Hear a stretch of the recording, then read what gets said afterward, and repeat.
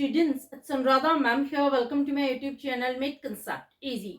आज के video lecture में मैं आपके साथ एक बहुत important topic related to women education discuss करने जा रही हूँ, जिसमें मैं आपको बताऊंगी solution of women education in India. देखो, इंडियन कॉन्स्टिट्यूशन ने इक्वल राइट्स प्रोवाइड किए हैं मैन और वुमेन को in all sphere of life, लेकिन सबसे बड़ी दुख की बात क्या है कि आज भी जेंडर डिस्पैरिटी है, आज भी जेंडर डिस्क्रिमिनेशन है, जेंडर बायसनेस है, जबकि हम 21st सेंचुरी में एंटर कर चुके हैं। आज भी हमारी सोसाइटी में वुमेन को इंफीरियर कंसीडर किया जाता है एज कंपेयर टू मैन, चाहे एजुकेशन का फील्ड हो, चाहे हेल्थ से रिलेटेड इश्यूज हो, चाहे एम्प्लॉयमेंट अपॉर्चुनिटीज हो या फिर डिसीजन मेकिंग, हर फील्ड में वुमेन को इंफीरियर कंसीडर करते हैं एज कंपेयर टू मैन। लेकिन देखो, हमारे समाज की सबसे बड़ी आयरनी क्या है, सबसे बड़ी विडंबना क्या है कि अपने परिवार में पुत्र की प्राप्ति के लिए वो फीमेल गॉडेस की पूजा करते हैं, व्रत रखते हैं, प्रे करते हैं उनकी ब्लेसिंग्स सीख करने के लिए। ये इस देश की सबसे बड़ी विडंबना है। यानी जो घर में विमेन है उसके साथ तो डिस्क्रिमिनेशन करते हैं, उसे डिसरिस्पेक्ट करते हैं, लेकिन फीमेल गॉडेस की पूजा करते हैं। ये हमारे समाज की सबसे बड़ी आयरनी है। देखो, इंडिया कभी भी डेवलप्ड कंट्रीज की लिस्ट में नहीं आ पाएगी जब तक वो विमेन को इक्वल स्टेटस नहीं देगी, इक्वल अपॉर्चुनिटीज नहीं देगी हर फील्ड में। क्योंकि देखो, विमेन फर्स्ट टीचर है फ्यूचर जनरेशन की। जो इंडिया का फ्यूचर है, जो चिल्ड्रन है, उनकी फर्स्ट टीचर मदर होती है। और अगर मदर ही अनएजुकेटेड है तो आप सोच सकते हैं कि फ्यूचर का क्या होगा।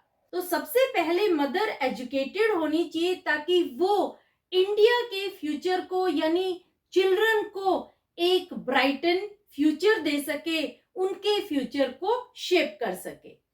देखो, आप लोगों ने एक कहावत सुनी होगी कि जब आप एक मैन को लिटरेट करते हैं तो सिर्फ एक सिंगल पर्सन को लिटरेट करते हैं, लेकिन जब आप एक विमेन को लिटरेट करते हैं तो पूरी फैमिली को लिटरेट करते हैं, पूरी कम्युनिटी को लिटरेट करते हैं, पूरी सोसाइटी को लिटरेट करते हैं। स्वामी विवेकानंद ने कहा है कि पक्षी कभी भी एक विंग से नहीं उड़ सकता। पक्षी को उड़ने के लिए 2 विंग की रिक्वायरमेंट होती है। इसी तरह से कंट्री को डेवलप करने के लिए भी दोनों ही जेंडर की रिक्वायरमेंट है। मेल और फीमेल ये दोनों ही इक्वली लिटरेट होने चाहिए, तभी कंट्री डेवलप्ड कंट्री की लिस्ट में आ सकती है।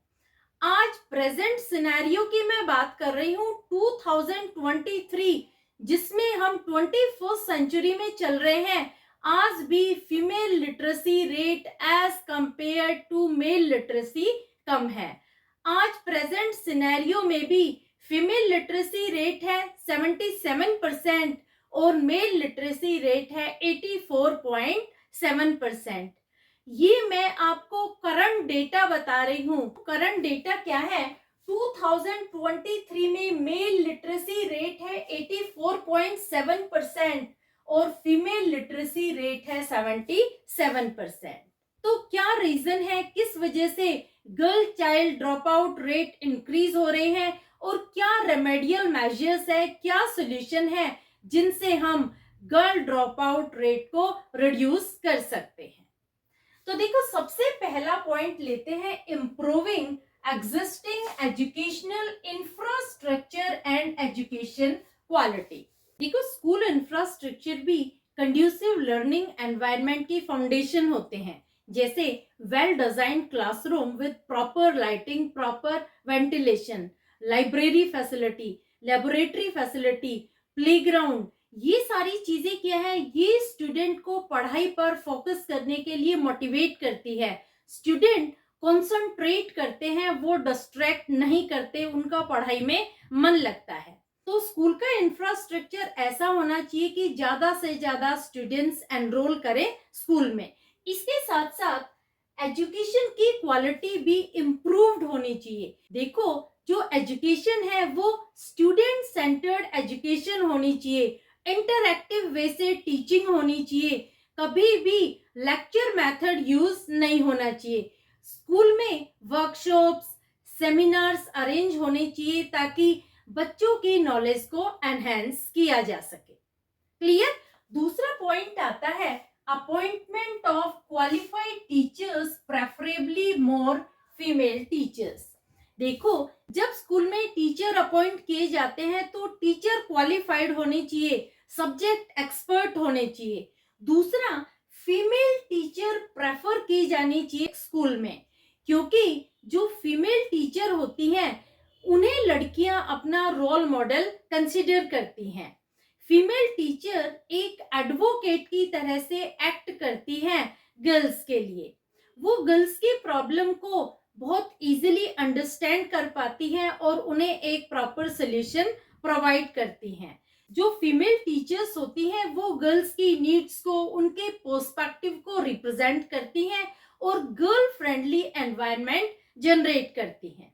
देखो, कुछ ऐसी कंजर्वेटिव कम्युनिटीज हैं जहां पर पेरेंट्स मेल टीचर से अपनी डॉटर को नहीं पढ़वाना चाहते, तो अगर स्कूल में फीमेल टीचर अवेलेबल है तो वो अपनी बेटी को वहां पढ़ने के लिए भेज देंगे।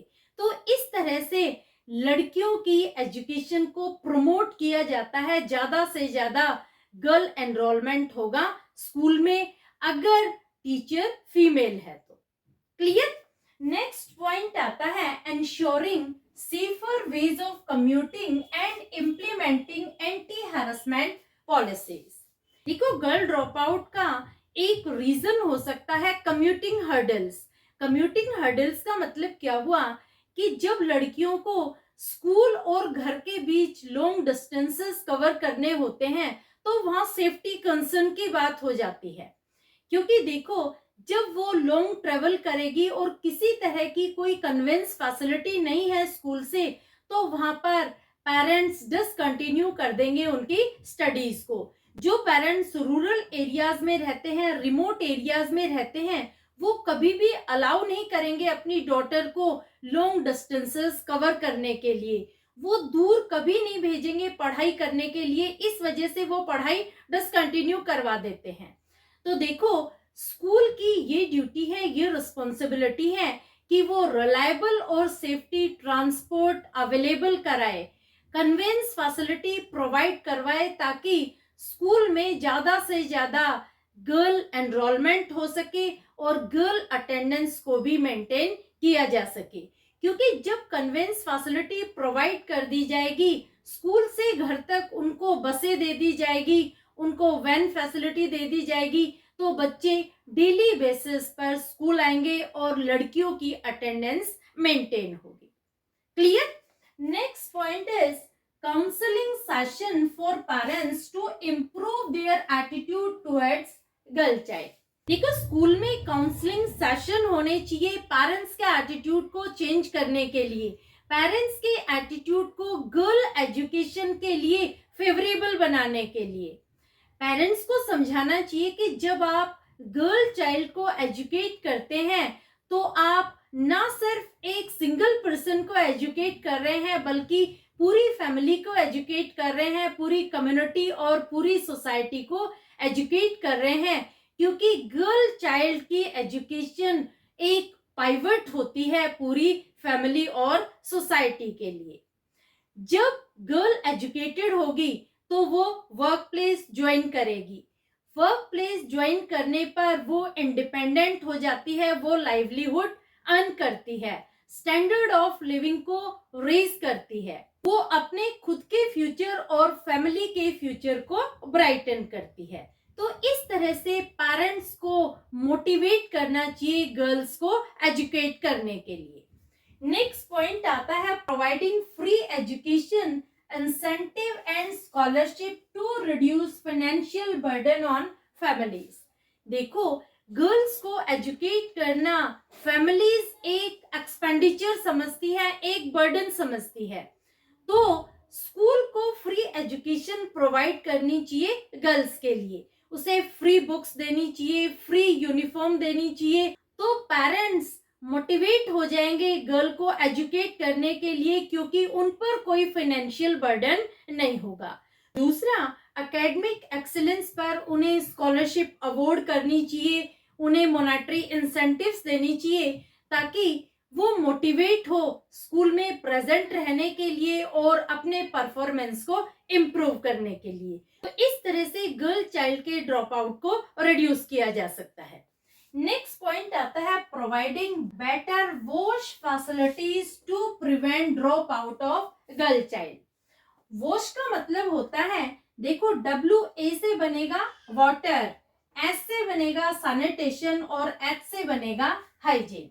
देखो कई बार क्या होता है कि लड़कियां हेल्थ रिलेटेड इश्यूज की वजह से स्कूल से ड्रॉप आउट ले लेती हैं।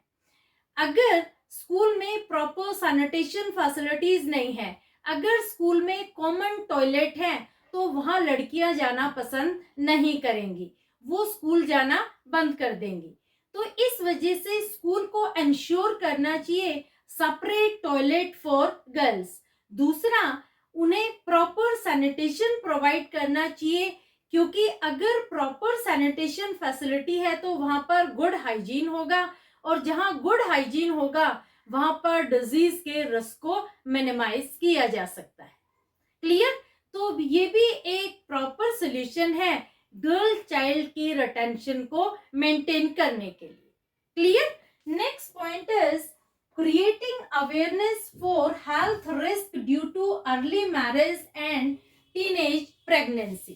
देखो लोगों के अंदर ये अवेयरनेस क्रिएट करनी चाहिए कि लड़कियों की शादी छोटी उम्र में ना की जाए, क्योंकि जब लड़कियों की शादी 13-14 साल में कर दी जाती है तो वो टीनेज में ही प्रेग्नेंट हो जाती है, और टीनेज प्रेगनेंसी के बहुत ज्यादा नेगेटिव कॉन्सिक्वेंसेस होते हैं, जो लड़की की हेल्थ पर भी अफेक्ट करते हैं और उसके माइंड पर भी अफेक्ट करते हैं। इसके साथ साथ माँ और बच्चे दोनों की सेहत के लिए वो नेगेटिव होते हैं।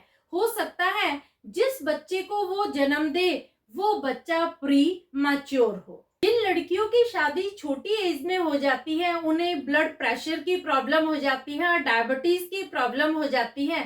तो इस तरह से हेल्थ रिलेटेड इश्यूज जनरेट हो जाते हैं जब लड़कियों को अर्ली चाइल्ड मैरिज के लिए फोर्स किया जाता है। क्लियर? तो अर्ली चाइल्ड मैरिज को भी प्रिवेंट करना चाहिए, लड़कियों को पढ़ाना चाहिए, ताकि एक रिस्पॉन्सिबल एज में मैच्योर होने पर ही वो मैरिज के लिए एग्री हो। क्लियर? नेक्स्ट पॉइंट आता है academic curriculum should be blend of subject and vocational courses. देखो जो हमारा स्टडी करिकुलम है वो भी डिफेक्टिव है। स्कूल में लड़कियों की एजुकेशन के लिए ऐसे कोर्सेज होने चाहिए जो उनकी नीड और इंटरेस्ट के अकॉर्डिंग हो। जैसे लड़कियों की एजुकेशन में painting, music, dance, embroidery, weaving, tailoring, ऐसे वोकेशनल कोर्सेज भी इंक्लूड होने चाहिए, ताकि फ्यूचर में जाकर वो अपना वोकेशन स्टार्ट कर सकती है, अपना बिजनेस सेटअप कर सकती है। दूसरा, जब ये कोर्सेज एजुकेशनल सब्जेक्ट के साथ साथ इंट्रोड्यूस किए जाएंगे तो गर्ल एनरोलमेंट रेट भी बढ़ेंगे, क्योंकि ज्यादा से ज्यादा पेरेंट्स विलिंग होंगे अपने बच्चों को स्कूल में भेजने के लिए। तो इस तरह के सब्जेक्ट मोटिवेट करते हैं गर्ल चाइल्ड को स्कूल अटेंड करने के लिए, तो ड्रॉप आउट रेट को रिड्यूस किया जा सकता है। क्लियर? लास्ट पॉइंट आता है freedom to study with no burden of household chores. देखो एक बार अगर पेरेंट्स को एजुकेशन की वैल्यू समझ में आ जाती है, गर्ल एजुकेशन का मीनिंग समझ में आ जाता है कि उन्हें लड़कियों को एजुकेट क्यों करना चाहिए, तो वो लड़कियों को फुल फ्रीडम दे देते हैं एजुकेशन के लिए। वो उन्हें घर के हाउस होल्ड कोर में इन्वॉल्व नहीं करते, क्योंकि जब लड़कियां घर की एक्टिविटीज में, घर के कामों में लग जाती है तो उन्हें पढ़ाई करने के लिए टाइम नहीं मिलता। तो अगर पेरेंट्स उन्हें अलाउ कर देते हैं कि घर की हाउस होल्ड एक्टिविटीज में वो इन्वॉल्व ना हो, वो इंडिपेंडेंट वे से अपनी स्टडी पर फोकस करे, तो लड़कियां बहुत अच्छा अचीव कर सकती हैं, और जब वो अच्छा अचीव करेंगी तो उनको स्कूल में प्रेज किया जाएगा, और जब उनको प्रेज किया जाएगा तो उन्हें स्कॉलरशिप मिलेगी, मॉनेटरी बेनिफिट्स मिलेंगे, और ज्यादा से ज्यादा वो एनरोल करेंगी स्कूल में। तो ये भी एक बहुत अच्छा सोल्यूशन है girl drop out rate reduce करने का। तो होपफुली आज के वीडियो लेक्चर में सारे के सारे 9 पॉइंट्स आपको अच्छे से समझ में आ गए होंगे। फिर भी किसी पॉइंट में कोई क्वेरी हो तो feel free to comment in comment box. Thank you so much.